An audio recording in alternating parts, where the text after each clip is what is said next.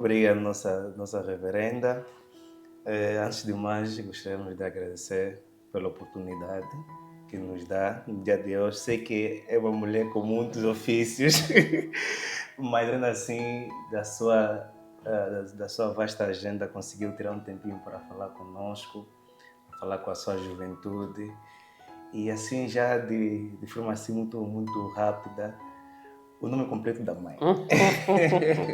Bom, eu me chamo Elvira Moisés da Silva Cazombo. Este é o meu nome completo. Eu sou filha do reverendo Moisés Monteiro da Silva e de Sara da Costa Duarte. Meu pai, por muito tempo, foi pastor nessa igreja metodista. Sim. Então, nasci num lar metodista, onde eu conheci o evangelho, porque os meus pais já eram. Minha mãe. Quer dizer, sempre foi metodista. Sim, sempre fui metodista e a minha mãe foi uma mulher muito devota. Isso já foi nos influenciando bastante a partir da tenra idade. Amém. E quando é que a mãe descobriu o seu chamado para o pastorado? Primeiramente para o pastorado. O que sentiu? Foi na fase da juventude? Foi já após o contrair o matrimônio? Como é que foi? Que fase sentiu, nesse caso, a confirmação da parte de Deus? Tá. É impressionante que eu não vou ter um período específico de quando vou ter o contacto do chamado para o ministério pastoral. Porém, como já dizíamos no início, que eu nasci no berço metodista, onde o meu pai já era pastor. Nós, quando éramos crianças, éramos levados para a igreja e não tinha bancos suficientes para todo mundo poder se acomodar. Então, as crianças, principalmente, também não tínhamos ainda pavilhões definidos.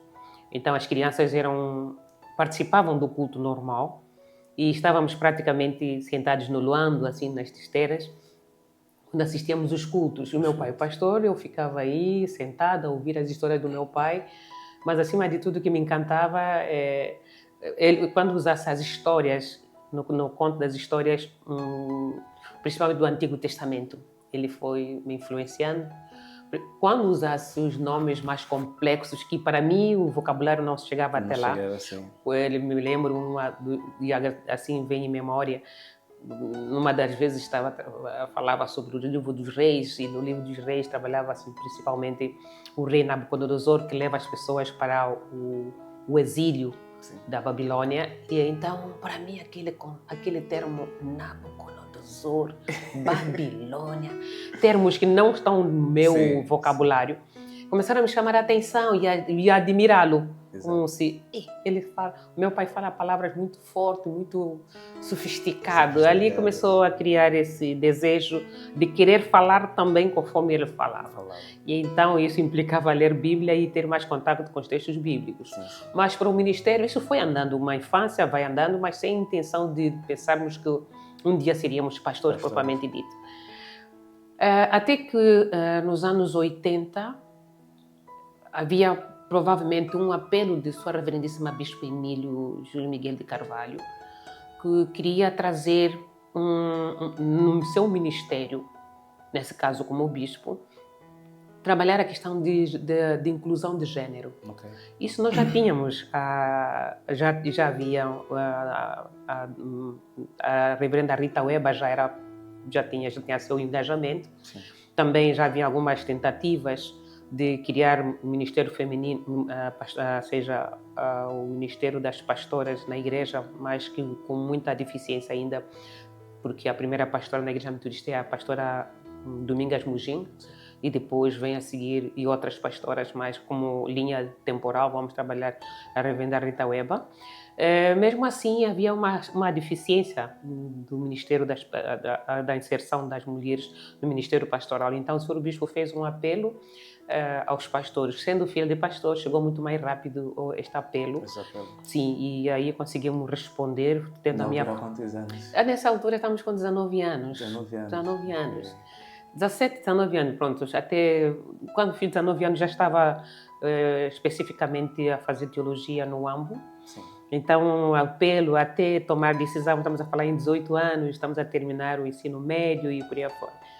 Começamos assim, aí fomos inseridos. Então, quer dizer que o Ministério, ele teve seu início a partir do ambiente familiar e toma um ponto alto no apelo que vai ser feito para a inclusão de gênero na Igreja Metodista, no Ministério Pastoral. E como foi, nesse caso, mãe, os primeiros anos como pastora, naquela realidade? Sim, pronto. Embora o apelo estava sendo feito, havia resistência, porque o Ministério Pastoral tinha características muito masculinas. Sim, sim. Até então não passava na cabeça que as mulheres, mesmo tendo já a pastora Luzia, a reverenda Luzia Cristina em memória, já no Ministério, de qualquer forma para nós era como se fosse algum tabu que tinha que ser quebrado. Então, estando já no Ministério Pastoral, em formação, aquela crise ainda de estranhamento existia dentro de nós, que na verdade eram quebras de paradigmas, né? Exatamente. Então nós estávamos lá no Ambo, fomos no Seminário Emanuel Unido, um seminário ecumênico no Ambo, que hoje volta-se para a Igreja Metodista, a Igreja Congregacional no Donde. Mas já encontramos também algumas mulheres, como a pastora Eva das Dores e a pastora Junda Dorcas. Sim, sim. Eu fui nessa altura com a pastora Valina Juliano Neto. E então a discussão era sempre de como podemos ultrapassar essas barreiras psicológicas, nem tanto, e as mais difíceis são as barreiras invisíveis, né? Exatamente. Essas são mais complexas de serem ultrapassadas e isso foi mais complexo. Mas o próprio movimento em si de receber as aulas junto com os homens e mulheres na mesma escola, estávamos no mesmo internato, mas apenas o prédio era dividido por uma simples parede, então isso facilitou essa entrada paulatina, sem muitos choques, e aceitarmos no Ministério Pastoral sem muito choque, mesmo percebendo que ainda tinha muitos desafios em relação à mulher. Mas foi muito interessante realmente este movimento de crise e ao mesmo tempo de aceitar. Né? Ou seja, fez parte das mulheres que quebraram aquele paradigma. Fizemos parte, sim, porque tínhamos uma determinada responsabilidade. Quando nós saímos daqui, naquela época, o superintendente, já a memória também, deu-nos a conhecer, olha, a pastora Elvira e a Evalina, vocês vão para fazer teologia. Okay. Prestem atenção que a vossa entrada no ministério ou se efetiva e dê continuidade às outras mulheres, ou então fracassa e as outras mulheres também não virão mais. Porque ali não terão mais, deixará de ter credibilidade. Então, nós fomos sobre a égide dessa recomendação da responsabilidade da continuidade do Ministério Feminino na Igreja Metodista, ou seja, perdão, nem tanto continuidade do Ministério Feminino, da continuidade das pastoras, da formação da pastora na Igreja Metodista, ou parar com a formação, na credibilidade na formação das mulheres. Então, podia não ter sido até uma memória para todos, né? Mas havia ainda a ala na igreja metodista que ainda tinha esse receio, pensando que investir na mulher, na verdade que é um tabu social e que vai andando ainda de gerações, embora já vai diminuindo essa carga, mas que até então o homem é propenso a ser formado e a mulher vai no reboque. Então, às vezes tem essas tendências que ainda vão perdurando, que são milenares na vez. De fato. Mas pronto, tomamos essa responsabilidade, nos formamos muito bem, voltamos e encontramos tivemos sempre um suporte de Sua Reverendíssima Bispo Emílio de Carvalho, sempre um suporte, olhar principalmente para a posição das mulheres e sempre teve um cuidado. Então, esse cuidado do bispo para conosco fez muita diferença, realmente fundamental. Quer dizer, tenho que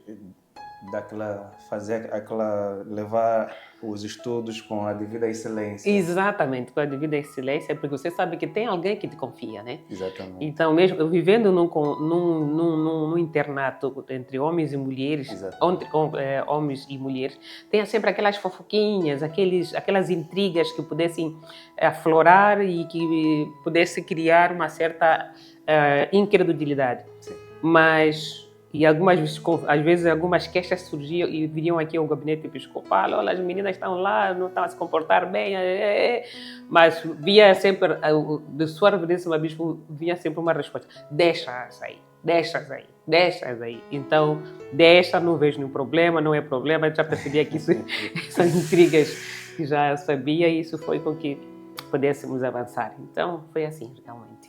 Certamente que já tocou aqui numa figura que dispensa apresentações, que é o nosso querido Bispo Emílio. Mas fora essa figura, vamos ainda falar das figuras que não são muito famosas. Quais foram, nesse caso, as figuras que influenciaram a caminhada, que se calhar até hoje ainda tem um apreço no Ministério Pastoral? Bom, para mim... Desde a juventude até a fase que se encontra. Quais foram as figuras que muito influenciaram? São várias figuras. Sim. Você não tem como elencar esta e aquela. Top 10. Ou top 5. Pronto, no top 5 diríamos, eu tenho uma influência, meu pai foi pastor e a minha mãe foi uma mulher doméstica, não sabia ler e escrever muito bem, mas ela tem uma visão muito além do que se imaginava. De modo que eu herdo, ou seja, o jeito dela de ser e de ver o mundo influenciou-me bastante. A espiritualidade dela, a forma como ela levava a sua espiritualidade e também como ela se posicionava na sociedade e como ela reivindicava seus direitos no silêncio, mesmo sem saber ler e escrever, me influenciou muito. Mas, acima de tudo, ela reivindicava o direito de querer ter aprendido a escrever. Isso foi muito forte para mim. E eu ficava assim, e ela sempre dizia, olha, vocês têm que aprender a ler e escrever. E ela, quer dizer, mais do que reivindicação, foi como se fosse uma dívida que ela, um elemento de frustração que ela não conseguiu satisfazer. E então eu via nela o desejo dela aprender e não pôde aprender porque o tempo dela é anterior ao meu tempo. Sim. Onde a mulher tinha um pouco mais de pressão para ficar em casa. E já no meu caso, já tinha mais uma certa liberdade. E eu diria, se ela, naquele tempo, ela vem reivindicando um direito que não lhe foi dado, eu posso fazer essas coisas. Eu posso ir atrás, eu posso dar um pouco mais. E ele também incentivava mesmo. Me lembro quando nós saímos do Ambo para passarmos as férias aqui em Luanda. O meu pai foi pastor na Calemba, iniciou o seu ministério. Já depois, os seus últimos anos foi na Calemba e depois Belém e terminou o seu ministério na Catumbela Lima. E então, quando chegássemos de férias do Ambo, às vezes a tentativa de sentarmos atrás, ele dizia, filha, você sabe ler. Por que você vai sentar atrás? Você tem que sentar nos primeiros bancos. Tem medo de orar ou o quê? Então, esse lado crítico, para mim, é como se fosse impulsionadora. Sim. E, concomitantemente, também vão entrando outras figuras históricas dos docentes, que tivemos boa formação com os professores muito bem preparados e que influenciaram-nos bastante. Passando pelo Brasil também encontramos outros professores que tinham um lado social muito forte, e eu quero agradecer aqui a minha jornada de ter me formado nessas instituições metodistas que já tinham um pendor mais libertador, mais aberta e que foram influenciar cada vez mais a minha caminhada histórica e a minha caminhada mesmo. Então, a mãe, o pai. A mãe, o pai, os professores. E atualmente tenho um esposo que também vai influenciar, independente, e a liderança própria também, que foi jogando um papel importante. As minhas amizades também não foram amizades muito complexas, são amizades que, a certo ponto, percebia que havia certa cumplicidade no meu crescimento. Então, até os meus estudantes também de metodismo e doutrina social aqui na Universidade Metodista e outros, esses criam-nos esse olhar que vão cada vez mais nos dar suporte para ou para ir ou para regredir, mas o para nosso regredir. desejo aqui é para avançar, né? Para avançar, sim. progredir, sim. Então, não temos assim, ter umas pessoas específicas. Mas todo esse ecossistema influenciou, acaba influenciando sempre a mãe a ouvir. Sim, os meus membros, os membros da Igreja Metodista, nas suas variedades, na sua beleza de ser e de pensar, todos esses Acabam sempre agregando sim, algum vão nos valor. agregar. E agora temos a juventude e vão nos agregando cada vez mais ainda, né? Então, Não, certamente. Tocando Exatamente. mesmo na questão da juventude, o que falar do jovem John Wesley? Bom, João Wesley, para nós, como metodistas, acaba tendo esse pendor de um precursor. Okay. Sim, um precursor da nossa história, da nossa identidade religiosa, Okay. ou seja, da nossa identidade como denominação e, enfim. E mais do que denominação, principalmente o pensamento dele, né? Olhando pelo lado social que ele trazia, quer dizer, um jovem, e nos cria certa admiração, um jovem que se levanta num período crítico da Igreja, após a reforma e ao mesmo a reforma protestante, depois vem a reforma dos modos de produção, nesse caso na Inglaterra, sim, e criando seus desequilíbrios sociais, morais e teológicos. Ele se levanta para se posicionar e criar uma perspectiva não completamente, mas uma perspectiva renovadora para rejuvenescer ou reavivar a Igreja. Então isso dá para nós um certo olhar muito atencioso, né? Quer dizer que João Wesley para nós influencia-nos bastante o seu lado social e o seu lado teológico. João Wesley é esse jovem que todos nós conhecemos, o fundador do movimento metodista, que começa na Inglaterra, e este movimento faz uma digressão que depois, então, anos depois, toma esta categoria de Igreja Metodista, da qual todos nós fazemos parte atualmente. Então, eu, pelo menos tenho uma certa admiração pela essa figura histórica que vai influenciando a nossa forma de ver o mundo, né? E fazendo aqui uma santa comparação e trazendo aqui elementos que de facto moveram o jovem Wesley, o que está em falta na visão da mãe ouvir? O que se perdeu, fazendo aqui uma equiparação com os elementos que, nesse caso, influenciaram o jovem Wesley? Primeiro nós temos que estudar quem ele foi. John Wesley... Está faltando atitude dos nossos jovens?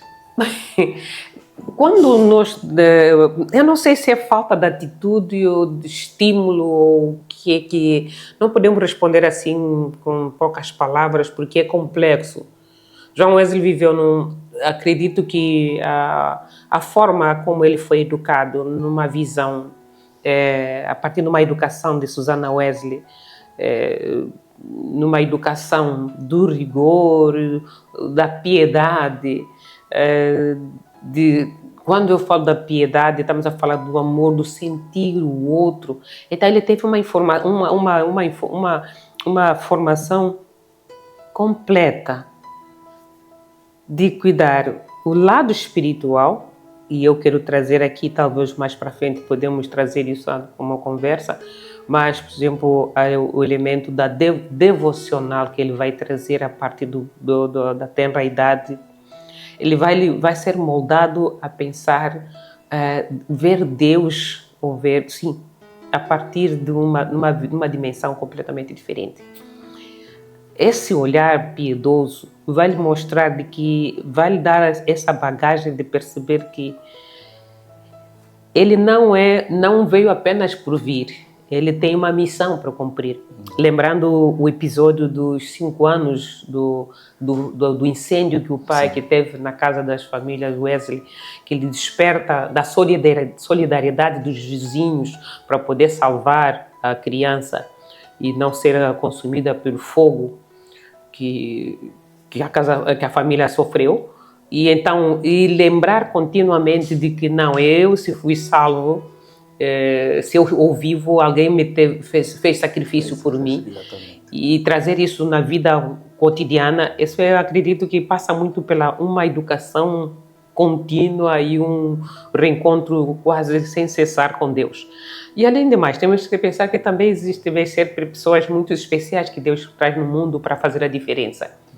E isso fez muita diferença, João Wesley, Carlos Wesley, nesta sociedade que nós temos. Agora, nossos jovens hoje também são em outros contextos. Não vamos dizer que os nossos jovens a diferença é abismal, mas são os contextos diferentes. Provavelmente, são contextos diferentes. E isso às vezes leva com que as pessoas, os jovens, embora gostem de ouvir as histórias de João Wesley, e quase todo jovem, quando se conta bem a história de João Wesley, cria neles um desejo de vê-lo como um herói, e todo jovem quase quer ter sempre em frente um herói. Eles, na juventude, chega uma data que tem uma figura que para eles é o herói e querem se espelhar nele. Então a juventude hoje, provavelmente, ou a figura do Wesley não está sendo bem transmitida. A juventude não está a pegar muito bem a figura do Wesley, não está sendo bem conhecida. E isso faz com que, às vezes, muitos jovens refugiam-se para outras literaturas, menos das literaturas voltadas para nosso aprimoramento, a nossa caminhada e a nossa busca de identidade. Então, isso faz com que parece existir certo distanciamento entre o jovem atual e o jovem João Wesley do século XVI, século XVII e por aí afora. Então, parece ter esse distanciamento de pensamento. Mas também posso ver que os nossos jovens têm nas igrejas locais, eles se envolvem. O lado social parece que precisa de certo estímulo. Eu via mais como desafios do que falta de motivação interna. Eles têm motivação, mas precisa de um elemento catalisador para desenvolvermos mais as nossas habilidades, as habilidades dos jovens que têm. Então é aqui que nós às vezes conseguimos perceber por que João Wesley, como jovem naquela época, conseguiu fazer e por que o jovem hoje na nossa igreja não consegue fazer aquilo que João Wesley fez. E onde que sente a principal diferença? Será que na entrega aos trabalhos da igreja, ao se levantar para os problemas da sociedade, de forma a ser muito mais clara, mãe, onde que fazer nesse caso a comparação? Os nossos jovens vivem num contexto, vou contar vou voltar nos contextos. Sim. De guerra, também podemos dizer na Inglaterra, também não estava longe disso. Sim. Mas acredito que há um vazio aqui que também não dá para responder assim numa primeira fase. Qual, mãe? Para que um vazio voltado principalmente o diálogo em casa. Ou seja, o espaço de casa. Sim. O lar em si, a família, o pai e a mãe. Este correr para vários lugares para trazer o pão nosso de cada dia em casa. Sim. Às vezes cria um certo êxodo ou um certo espaço, um vácuo aqui de continuidade do pensamento. Porque parece que é brincadeira, ou parece que é algo fora do normal, ou algo externo, alheio. Mas só esta aproximação do Pai e contar a sua própria genealogia, de onde nós viemos, onde nós estamos e para onde nós vamos, é fundamental, que é essa continuidade do pensamento. Exatamente. E vamos encontrar no João Wesley uma diferença interessante. Enquanto que Samuel Wesley estava distante de casa por conta do ministério do pastor, do pai, a Susana, a mãe, estava em casa. Fazia cobertura em casa e passava todos os dados. Quer dizer que tem esse elemento de continuidade. E além de continuidade, de contextualização. Exatamente. E então isso fez muita diferença. Podemos dizer, então, as mães hoje não estão a fazer isso, mas é que nós temos, às vezes incidido a tônica dos nossos sermões. Sim. É a presença paterna, A mesa.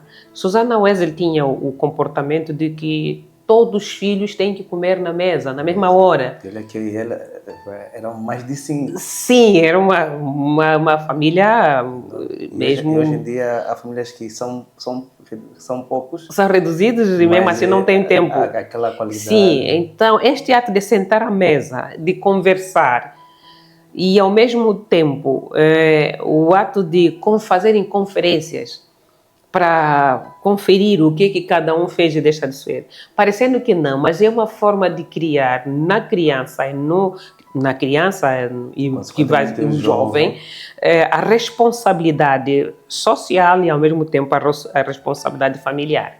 Essas nossas reuniões hoje nós temos mais, por isso aqui quase constantemente vamos ouvir o apelo de termos os cultos domésticos, porque a Susana tinha cultos domésticos.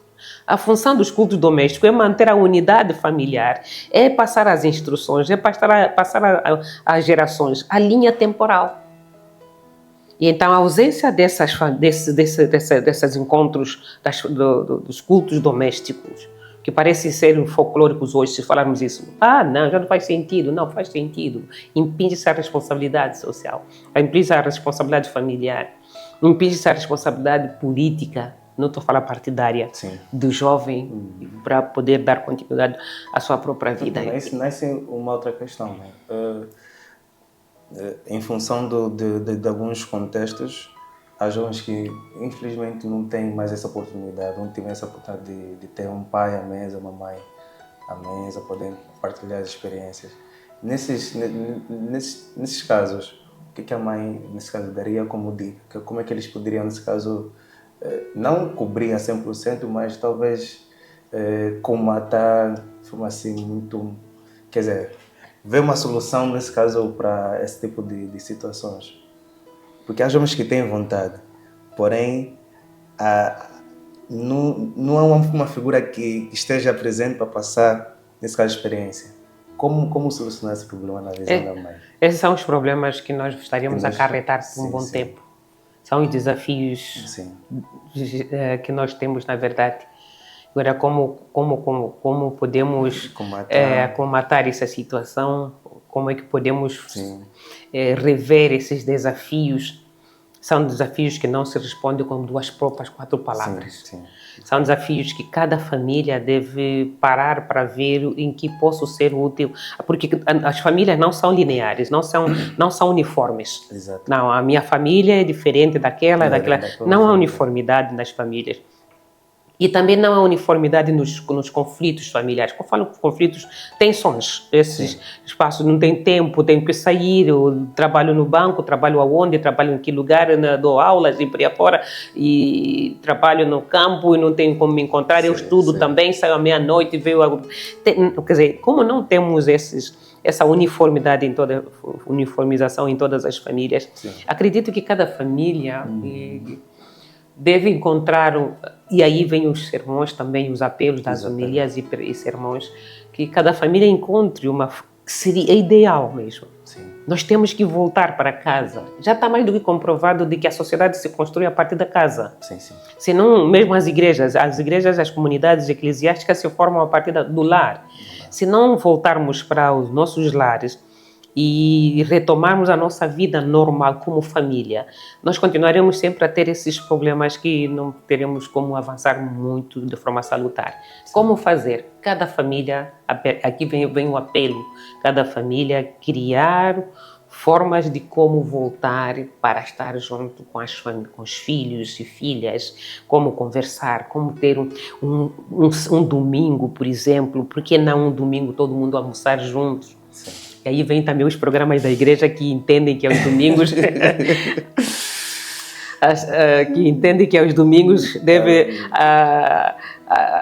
esse grupo deve ficar reunido, aquele grupo deve ficar reunido, as classes têm que ficar reunidas. Quando assusta são 18 horas e ninguém não almoçaram junto porque o pai foi almoçar em outro lugar, o filho foi em outro lugar e começa a se perceber conflitos constantes e uma sociedade que vai cada vez mais a criar seus lacunas Então é uma necessidade que todos devemos ter, todas devemos ter para criarmos um ambiente para voltarmos para casa. Eu, pelo menos, na minha forma de ver, todo pastor, toda pastora, ou todos, todos assim, não importa, terminou o culto 11h30, segundo a nossa conferência anual. Sim. Voltem todos para casa, ninguém tem que criar programas do domingo, porque é a única forma para ver se almoça junto, se se come junto, se se cria parâmetros para termos um pouquinho esse modelo do wesleyano, da família junto, onde a mãe e o pai consigam conversar um pouco para poder criar caminhos para os seus filhos no dia seguinte. Okay. E aí está o jovem lá dentro dessa família. Está o jovem lá a crescer, a observar todo esses... E tem outra coisa que é muito interessante que vamos pegar de Susana Wesley para criar o João Wesley. É o rigor, que é esse rigor que ela tinha com seus filhos, de manter a autoridade paterna ou autoridade materna é inegociável.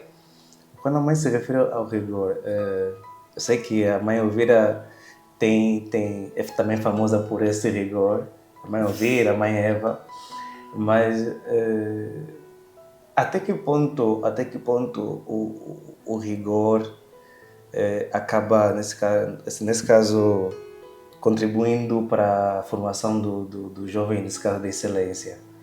O rigor vai ajudar, porque onde tudo é permitido, também não é muito aceito. Né? Essa é a sociedade moderna. Sim, porque acaba sendo permissista demais. Sim. Acho que o permissismo não faz crescer. Qual é o rigor da mãe, de um pai, de um educador? Ele tem as metas a atingir, são aí. E vêm outras influências. Se não criar uma forma de chegar até a meta, as tuas ideias, por mais belas que elas sejam, elas acabam se diluindo no caminho, porque vêm as influências. Vamos voltar para a Susana Wesley, que influencia João Wesley no seu rigor. Vamos agora principalmente Susana Wesley. Se a devoção tem que acordar às 4 da manhã, como dizem os historiadores, para participar da devoção, se não tiveres aquele rigor, amanhã, não, um filho está dormindo, não, mamãe ainda está com sono, eu preciso acordar mais tarde, filha, não, vem acordar, não, ainda tenho que acordar. Ok, hoje aceitas, amanhã aceitas, quando ele conta, no final de tudo, nenhuma atividade vais fazer, porque foram permitindo que outros elementos pudessem entrar dentro daquilo que foi programado. Sim. Não, tem que ter rigor, tem que ter disciplina. Não, quer dizer, não é bem assim. Você não atinge. Imagina, nós marcamos aqui às 14 horas ou às 15 horas para nos encontrarmos. E se não tivéssemos o rigor, não, vamos começar às 16 horas. 16 horas tem outras atividades que podem atrapalhar, tem outras coisas que vão entrar. Então, nós temos que ter respeitar aquilo que nós estabelecemos como algo que é construtivo para nós. Okay. Então, mantém isso ali. Eu estava a me referir na questão do rigor. Nós temos o permissismo. Nós agora temos um elemento muito interessante que está entrando na história, que é o celular, com todo o prazer que nós temos, porque nos deixa mais próximo e por aí afora. As redes sociais, por exemplo, sim. Nos conectam. Mas essas redes sociais acabam substituindo, acima de tudo, as relações humanas, as relações físicas ou as relações face a face, nesse caso. E nos refugiamos mais para até aquilo que é de nossa responsabilidade, que tínhamos que cumprir como nossa responsabilidade, nós acabamos postergando porque tem algo que percebemos ser mais interessante do que aquilo que pode nos comandar. Okay. Então, hoje, se o rigor não tivermos e não tivermos a disciplina, seremos levados por qualquer corrente que poder existir, não é isso? Não, então, é preciso, sim, termos um pouco de rigor. Mas eu também não sabia que eu sou tão rigoroso assim, não. Me deixo passar com tanta coisa aí. Não, mas a nível da esfera metodista, a mãe Elvira é tida como também alguém que, principalmente nas questões de disciplina, de ordem, de rigor, é uma figura até em conta. Talvez também por conta daquilo que já recebeu no passado, de que tinha que ser, tem que pautar por uma certa postura para poder ajudar agora que, né, algumas colegas que também entraram para o Ministério.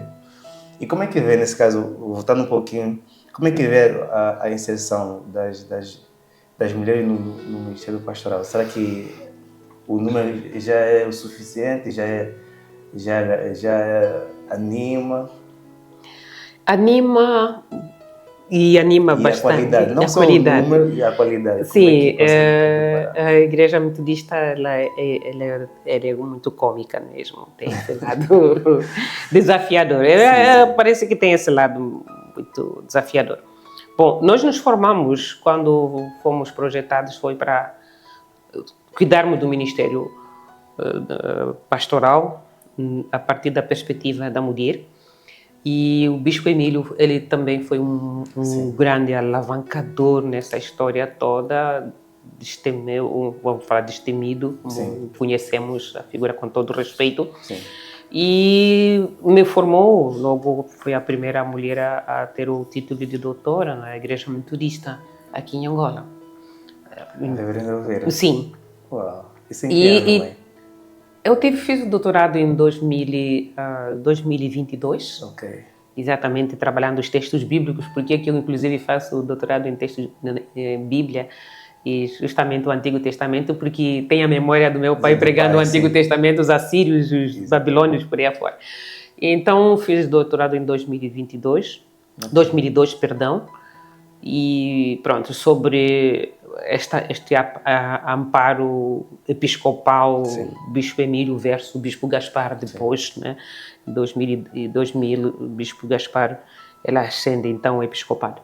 E a partir dali vem depois a reverenda Virgínia, também faz o doutorado em Bíblia também. E a terceira mulher foi a reverenda, hoje deputada Teresa da Silva Neto. Sim. E então depois paramos, houve um interregno nesse período e vamos andando. E muitas mulheres muitas jovens começam a entrar no ministério.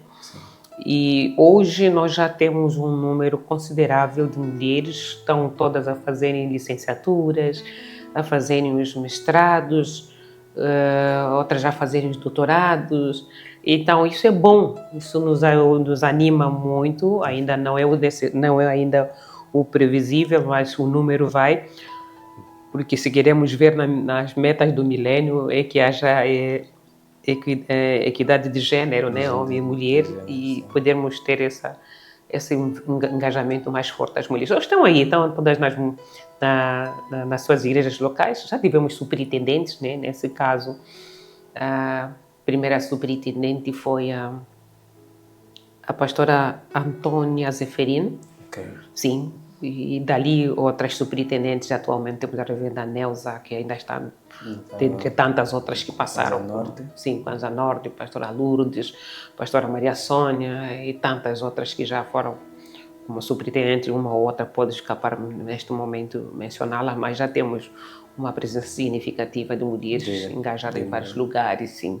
Principalmente na questão também da liderança, a nível da própria juventude. Sim. As mulheres também tendem a ocupar as posições do mais alto nível. Exatamente. E nessa fase, mãe, eu dando aqui essa vírgula, como é que vê os líderes, né, de modo geral, a nível da GIMOA? Como é que tem visto, nesse caso, até em termos de qualidade, do rigor, tal como fez aqui menção? Qual seriam, nesse caso, as dicas para os líderes da GIMOA, especificamente? Temos já uma liderança interessante. Aliás, devemos lembrar que a juventude, a GIMOA, nesse caso, é a escola que forma os líderes da igreja, né? Como é que eu posso dizer? é o espaço onde a juventude são são forjados para homens e mulheres servirem essa sociedade. Não importa a área em que seja indicada, estão mesmo à altura. Eu até às vezes fico assim admirada, ver mais jovem lá já conduz as reuniões e por aí fora. É muito interessante, é animador, muito animador. Nós temos, aliás, nossa sociedade angolana, não queremos particularizar que seja só os metodistas, mas sempre foi criada, ou foi sempre comandada pelos jovens das igrejas, nesse caso, né? Nós temos muitos jovens, já não agora, não recentemente, da própria história. Por exemplo, Faro Neves Bendinha, que foi um dos jovens e por aí fora, e outros que já e foram depois políticos e outras coisas mais. Então, temos, a igreja sempre forjou líderes a partir da juventude. E isso nós temos. Hoje temos vários jovens ascendendo cada vez mais com idade menor. Com essa divisão de jovens adultos e jovens a idade até os 25 anos, permitiu com que os jovens de 18 anos já começassem, 17, 18, já começassem a ser forjados para entrarem logo na liderança. Isso é bom porque, quer dizer, começam a ser formados muito cedo na liderança. E precisa, aqui na verdade, uma formação mais sobre o caráter. E é aqui que nós temos que ter sempre um herói. O jovem tem que ter sempre um herói. Voltamos sempre. E nosso herói para trabalhar sobre a juventude é João Wesley mesmo. João Wesley precisa ser bem trabalhado na juventude. Por quê? Por intermédio do pensamento do Wesley, nós encontramos aqui aquilo que pode nos oferecer como ferramenta. Assim como nós, quando queremos uma liderança, nós vamos buscar uma verdadeira liderança, vamos buscar exemplo de Josué, vamos buscar exemplo de Neemias e pode-se criar aqui uma liderança mais construtiva e madura. Também, independentemente dessas figuras, nós podemos encontrar em Wesley esses elementos que nos fortalecem como líderes. Sim, como líderes. E como se posicionar um líder.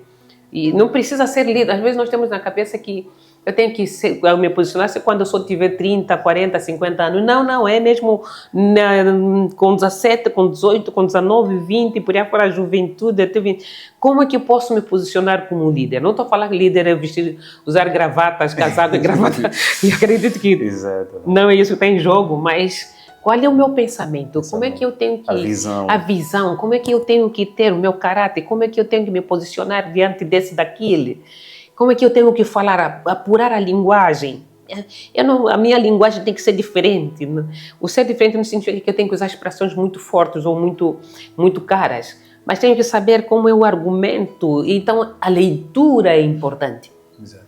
Eu diria que está a faltar. O líder está a ler pouco. É a leitura. Não é ler. Não, ler. E João Wesley tem, inclusive, algumas orientações sobre leitura. Tem que ler. Quer dizer que para ele tem que ler, tem que estudar, tem que se educar. Estudar não estou a falar de ter diploma. Não é ser diplomado, não. Estou a falar de estudar. Antes de falar, tens que estudar. Tem um exemplo muito interessante. Vamos trazer aqui o Bispo Emílio, por exemplo. Bispo Gaspar, nós queremos trazer aqui, fazer um recorte do Bispo Emílio. Ele não fala nada sem preparar. Nada, mesmo encontro simples, tem que preparar. Tem que ler, porque tem que trazer sempre alguma coisa diferente na sua fala. Que seja uma fala orientadora. Então, os nossos jovens, como são líderes, têm um grupo de homens e mulheres que ele coordena, tem que ler. Sim, é aí que os encontros, clubes da amizade, por exemplo. Sim. Os clubes de amizade não deve ser para contar história. Quando passei numa das comunidades, eu estava a incentivar que os clubes de amizade pegam um capítulo, por exemplo, de um livro bom, não é qualquer livro, selecionado, e discutem aquele livro, dividem grupos e fazem discussões profundas sobre aquele pensamento. para poder criar vocabulário, postura e algo semelhante que lhe dê o privilégio de ser considerado um líder. Leitura. Ler faz bem. Ler já está comprovado de que abre a mente, independentemente de ele restaura os neurônios. Já está também comprovado isso. Quem lê envelhece menos. Ok.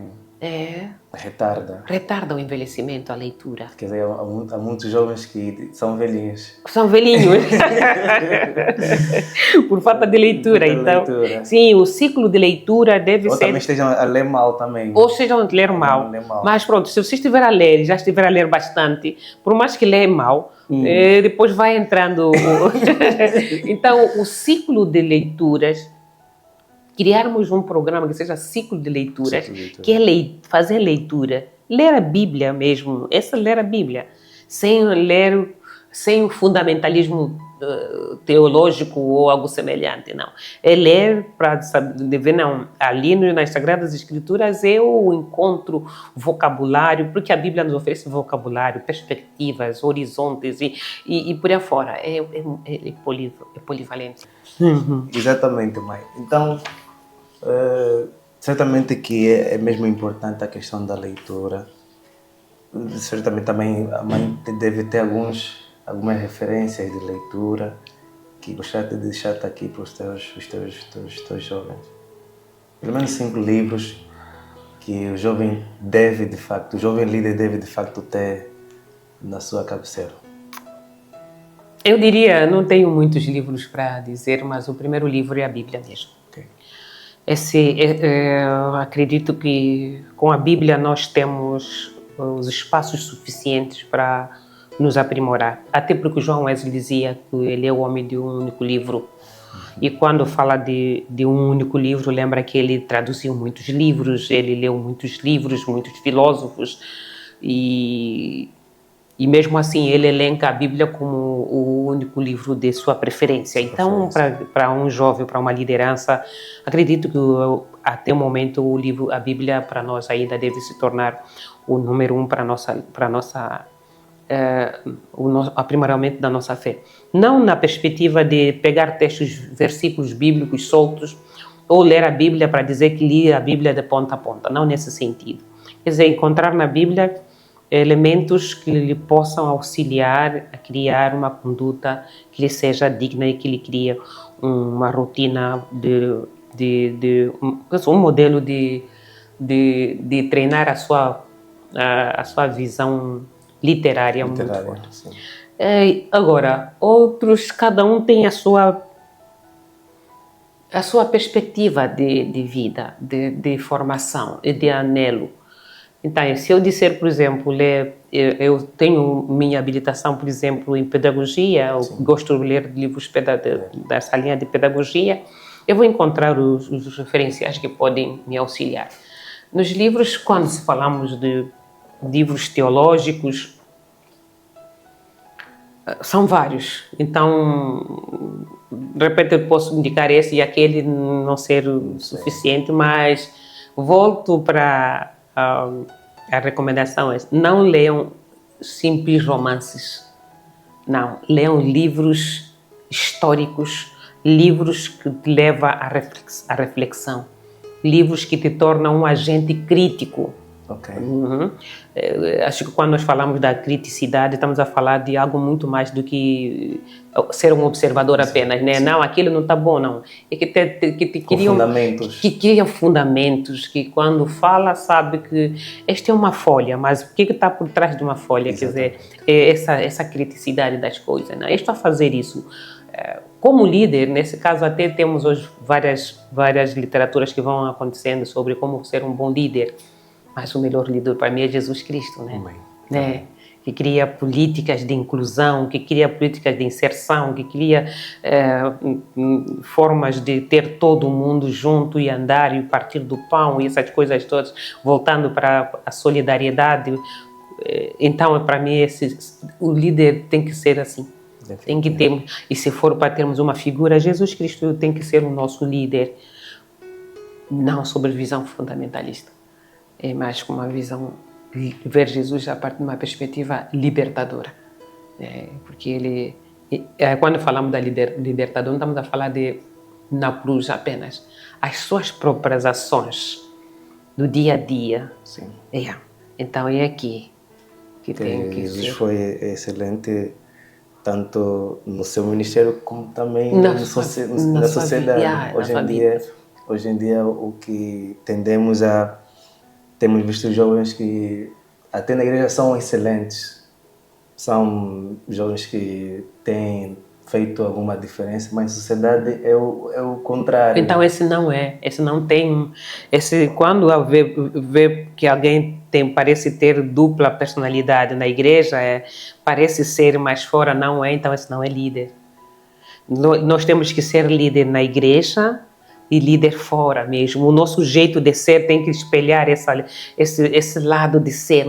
Porque a nossa forma de evangelizar não é sair dizendo, olha, Jesus te ama. A melhor forma de evangelizar não é essa. A melhor forma de evangelizar é o meu jeito de ser e influenciar o outro. A verdadeira evangelização é influenciadora. Ok. Não é aquela de dizer, por exemplo, na minha formação, talvez um dado que já me fez a pergunta e eu não trouxe, estou falando em relação à evangelização, influenciar. Eu, quando cheguei no Brasil, comecei a me formar, tem uma jovem, quase um pouco mais da minha idade ou algo semelhante, mas já tinha um conhecimento daquela. Quando ela falasse, Era angolana ou brasileira. Okay. E eu me admirava. Eu disse, não, eu também tenho que chegar onde chegou a Sandrinha. Como eu chamo, ela já hoje é mais velha, ainda continuo chamando de Sandrinha. Eu tenho que ser assim, não pode. Eu tenho que saber falar também. Eu tenho que mensurar quando eu falo. Okay. E então, sem ela querer, me influenciou. E se eu disser que cheguei no mestrado e cheguei até o doutorado e por aí afora, essa também foi uma das que as figuras que me influenciou ou me evangelizou, entre aspas, diríamos assim, né? Me influenciou. Então, a evangelização é influenciar, é o ato de influenciar o outro a partir das coisas boas. Okay. Eu vejo nessa pessoa, isso é interessante. Então, um líder que fala bem, que sabe mensurar o que diz, tem maior impacto com os seus liderados do que aquele que não sabe, a forma de falar gera conflito. Gera conflito, não é envolvente, né, nesse caso. Então ele tem que ser envolvente no seu grupo restrito e também no grupo não mais abrangente, quer dizer, na sociedade em que ele dirige e na sociedade em que ele vive. Quando se refere a uma comunicação mais envolvente, o que é na prática, mãe? É saber falar. Talvez eu iria com as próprias palavras, mas saber falar. Tem aquelas pessoas que quando falam têm um carisma para falar e tem que saber falar.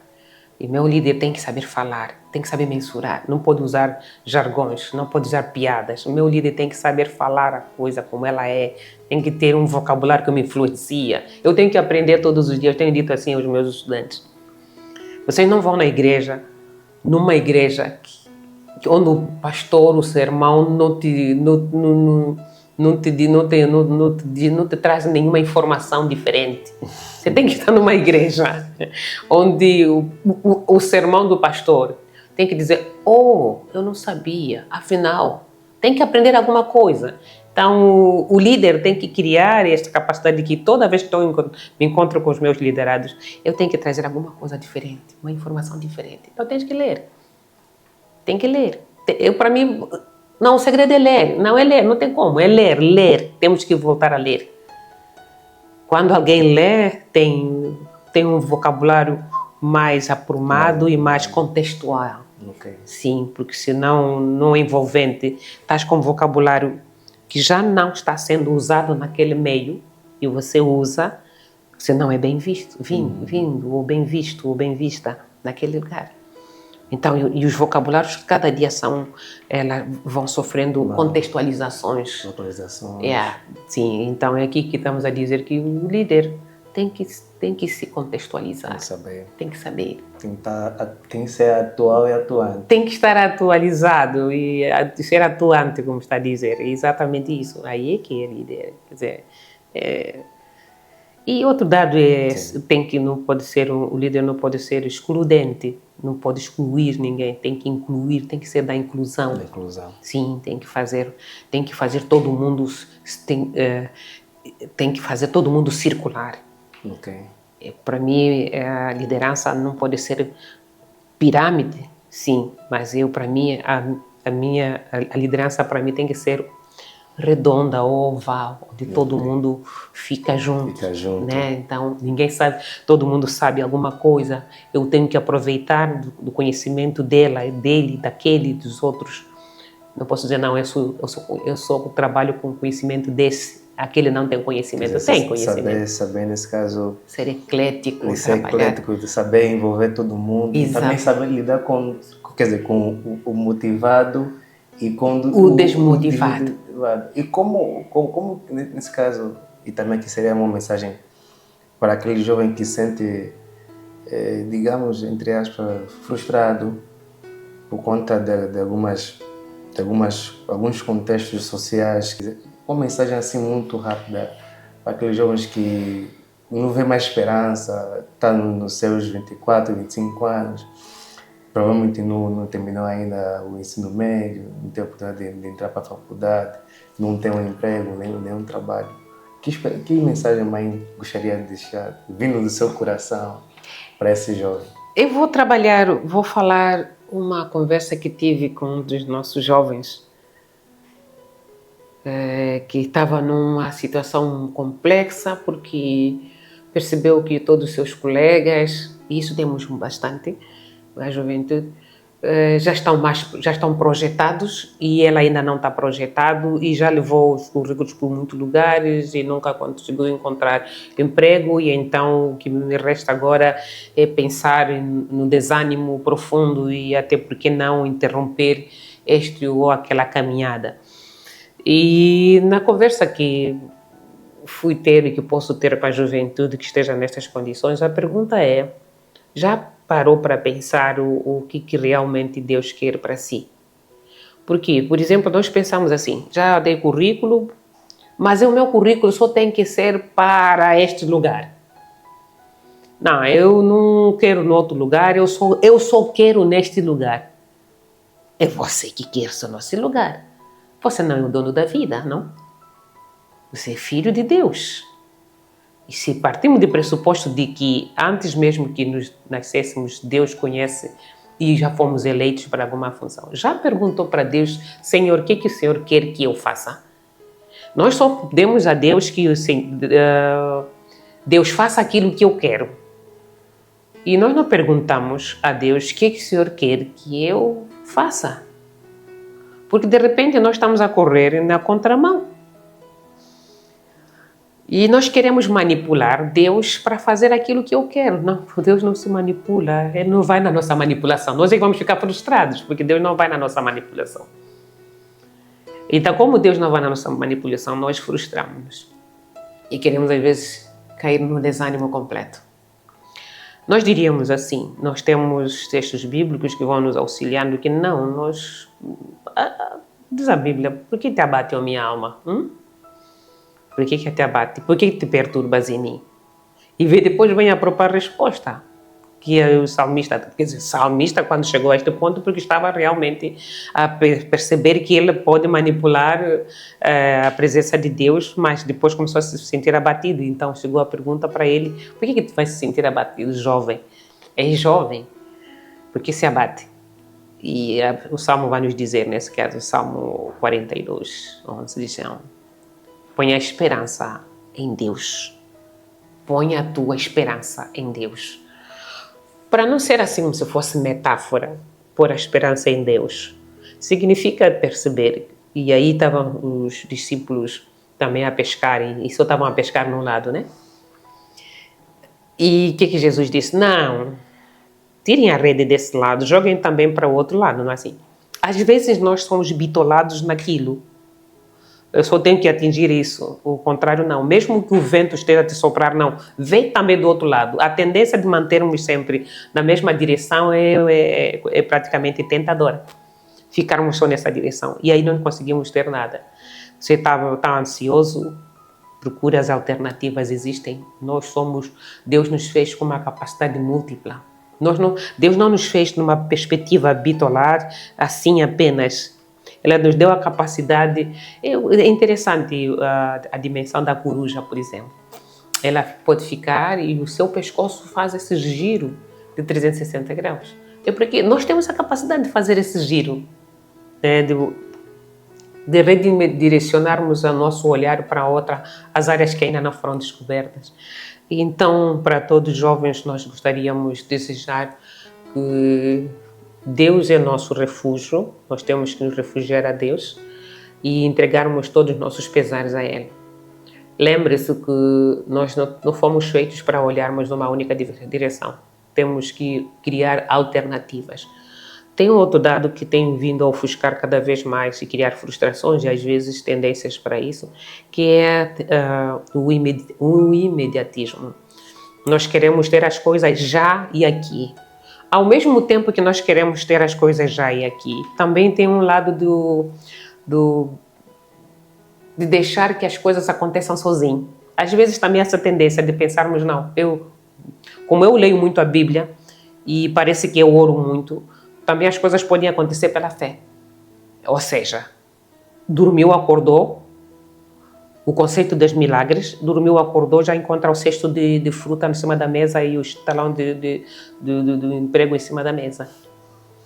Não é assim. A fé não é nesse sentido.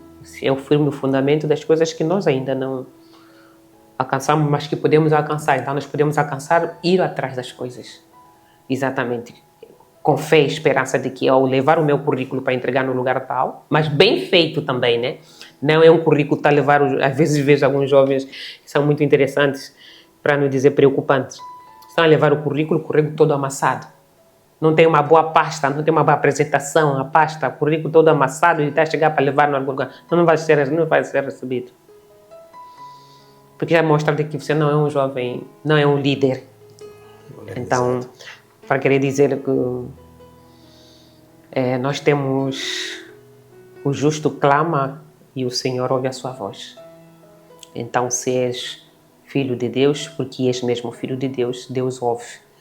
Deus ouviu Agar quando estava no deserto, e inclusive Agar deu nome a Deus de que Deus que ouve.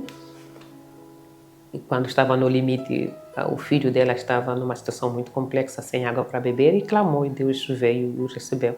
Também tem Jó, nesse caso também, tem vários exemplos assim que no limite das coisas Deus veio, entrega-se o caminho e Deus nos ampara e nos faz passar pelas correntezas das águas difíceis. Então, jovem, essa é um pouco a nossa responsabilidade de crermos em Deus com fé e esperança, nós recebemos sim. Amém, amém. Mãe, estamos já no finalzinho da nossa maravilhosa entrevista, mas há um detalhe que eu gostaria que, aproveitando também aqui a nossa câmera, esse ano vamos celebrar os 73 anos da Jimoa, cujo tema é Em Cristo, por Cristo e para Cristo. Lembrar para os jovens que nós não viemos no mundo por vir. Nós temos um propósito. Deus nos fez para um propósito. E esse propósito de levarmos o Evangelho. Fomos eleitos por Deus, de que nós temos uma missão. A mão de Deus se sente ou se ressente nas nossas mãos. Então, cada um de nós tem uma missão. Nestas palavras de estamos em Cristo, por Cristo e para Cristo, é mostrar de que temos uma consagração para Deus, nos consagrarmos para Deus, e cada jovem deve se consagrar para Deus, para o ministério, para servir a Deus em todas as áreas em que formos eleitos e eleitas para participarmos como agentes ativos. Quando nos sentimos, já sabemos que fomos eleitos, Deus não viemos do mundo por acaso, e não exercemos as nossas funções da missão que cada um de nós porta, então furta-se daquilo que Deus quer para com a sociedade, ou seja, pode se tornar um espaço de esvaziamento da presença de Deus para atingir o próximo ou para atingir-se a si mesmo. Então, nós, este ano conferencial, nós gostaríamos que cada jovem levasse consigo quem sou eu, por que estou aqui e para onde eu vou, o que Deus quer de mim. Então, lembra que nas tuas mãos, eu gosto de trazer muito a imagem da Dorcas, e aí também eu trago o João Wesley, sempre continuando a dialogar com João Wesley. Dorcas tinha apenas na sua mão uma tesoura, e com base nessa tesoura ela fez toda uma diferença na comunidade em que ela se encontrava. João Wesley tinha apenas uma caneta, uma Bíblia, perdão, e com essa Bíblia transformou a Inglaterra, transformou o mundo e até o dia de hoje. Cada um de nós tem alguma coisa nas suas mãos, é sério. Alguma coisa, precisa descobrirmos as nossas vocações. O que Deus me deu na mão? Porque nós somos para Cristo. Então, o que Deus nos deu na mão? O que nós temos que fazer? O que eu tenho que fazer? Talvez a pergunta até seja individual, não coletiva. Né? Pronto, acaba tendo esse cunho coletivo porque fizemos parte de um grupo de jovens e fizemos parte desse, mas se não, dentro da juventude, cada um deve se perceber como eu devo servir o meu Deus.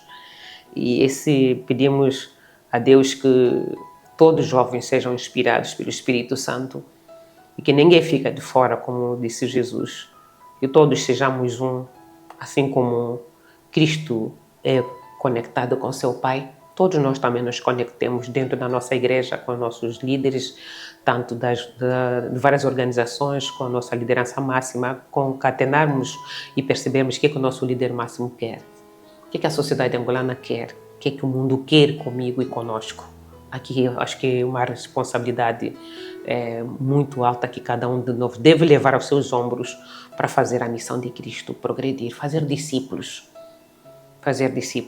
e semear a santidade bíblica. Penso que essa é nossa maior responsabilidade. Sério, fazer discípulos, semear a santidade bíblica tem que ser a nossa meta como jovens. Então, essa é um pouco a mensagem que gostaria de deixar para todos os jovens e a todos nós. Obrigado, mãe. Obrigado.